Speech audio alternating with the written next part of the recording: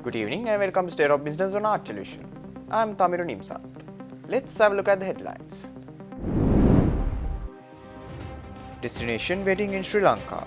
A chamber in India expresses the interest. Occupational safety for each and everyone. National Institute of Occupational Safety and Health assures. News in detail. US Ambassador to Sri Lanka, Julie Chang, recently paid a courtesy visit to the Bank of Ceylon headquarters, fostering discussions on economic growth, innovation and inclusion. The visit marked Ambassador Chang's first meeting with the newly appointed chairman, Kavinda de Soisa, alongside General Manager and CEO Russell Fonseca and the bank's senior leadership. Bank of Ceylon highlighted its position among the top 1,000 banks globally, its rich history through a tour of its museum, and its role in sports development, introducing the ambassador to national and international star athletes supported by the bank. Ambassador Chang also interacted with the 2023 Best Branch Manager, recognizing their exemplary contributions to the bank's success.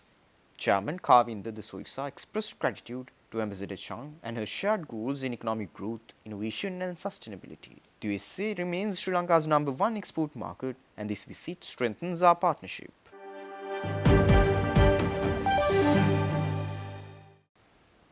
A high-level delegation from the Southern Gujarat Chamber of Commerce and Industry recently visited the Ceylon Chamber of Commerce, marking another step in strengthening trade and investment ties between India and Sri Lanka.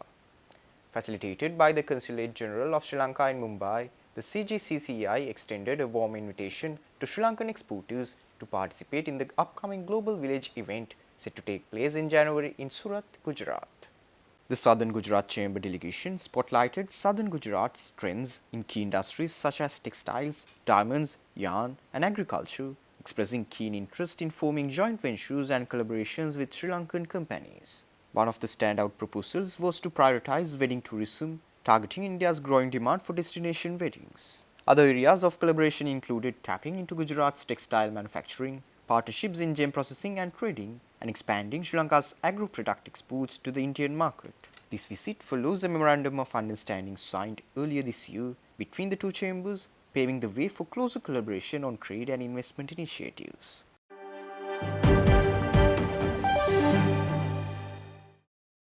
Director General of the National Institute of Occupational Safety and Health, Dr. Nirmali C. Amarasinghe, highlighted that an environment should be created soon in Sri Lanka which each and every employee can engage in their duties with assured safety and health. Director General Dr. Amarasinghe made these observations addressing Annual National Occupational Safety and Health Conference 2024, which was held in Colombo recently. This conference serves as a crucial step in identifying and implementing these strategies, ensuring that our industry can adopt these and mitigate efforts of climate change effectively. Ladies and gentlemen, the journey towards enhancing occupational safety and health in this phase of climate change is both challenging and imperative. The initiatives we will unveil today are steps toward the safer, healthier, and more resilient workforce. I call upon each one of you as policymakers, industry leaders, workers, and stakeholders to actively engage, collaborate, and implement the strategies we discussed here today.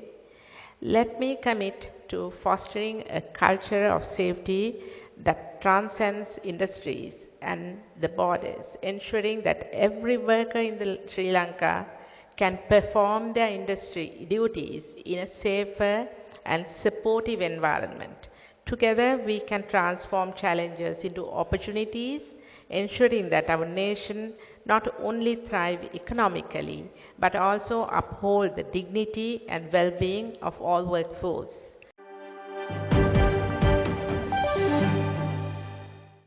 Stay tuned. We will return after this short commercial break.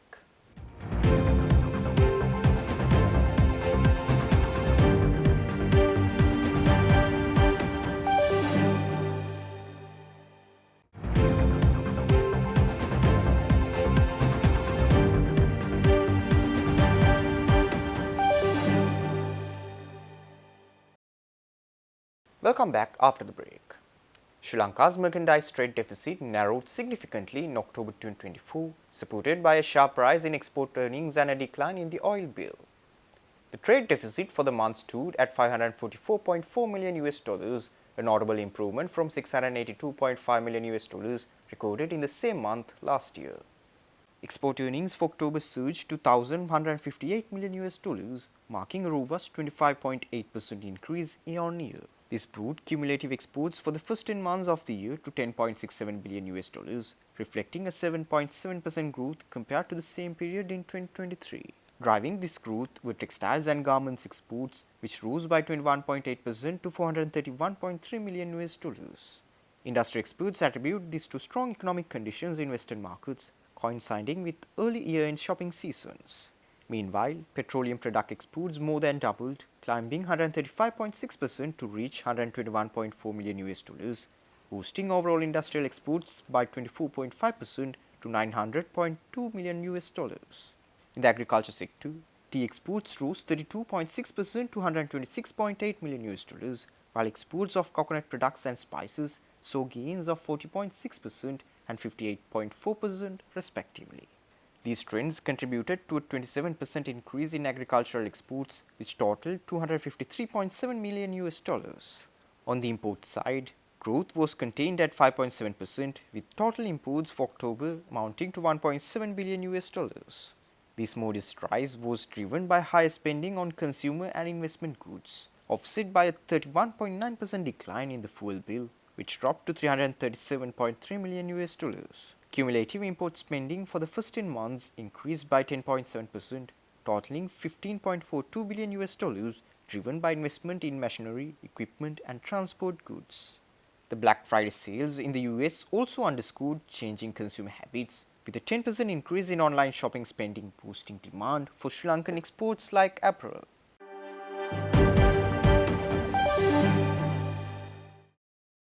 A delegation of 49 Sri Lankan small and medium-sized enterprises, or SMEs, took part at the 19th China International Small and Medium Enterprises Fair held recently in Guangzhou, China. The event was organized by the Sri Lanka Export Development Board and Industrial Development Board, with support from Sri Lanka's Consulate General in Guangzhou.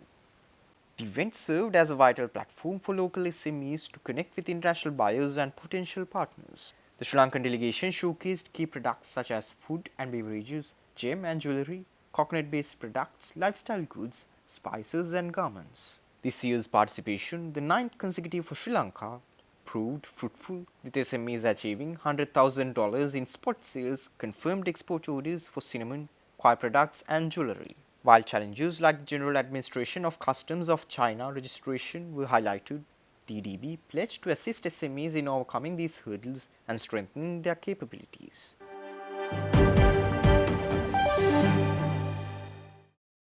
International media highlighted last week that the British government has announced that VFS Global will take over visa services in 26 new countries across Africa, Europe, the Middle East and Central Asia in a significant move to streamline the UK visa application process.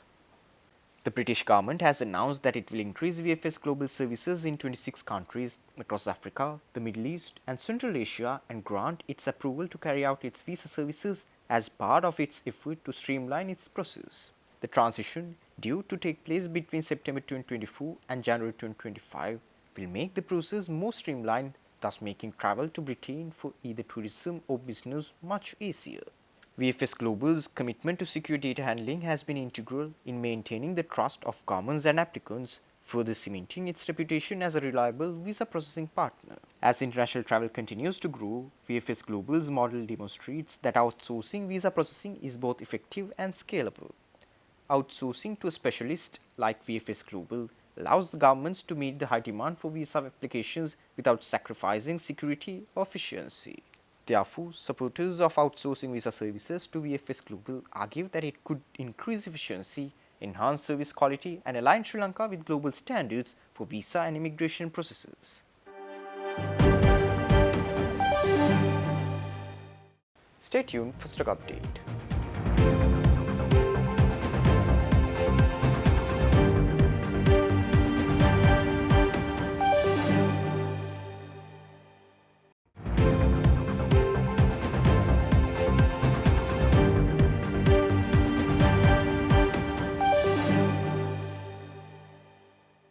Trading at Colombo Stock Exchange ended on positive notes today. The all share price index gained by 171.69 points to close at 13,511.73, and the S&P SL 20 gained by 74.8 points to close at 4,016.6. The turnover was 5.2 billion rupees and over 32 million shares were traded. Up next are forex rates.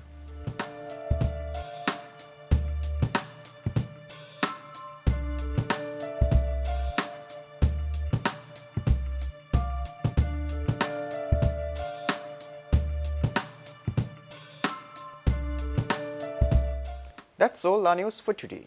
For this and more, subscribe to our channel on YouTube and follow us on Facebook. Take care and good night.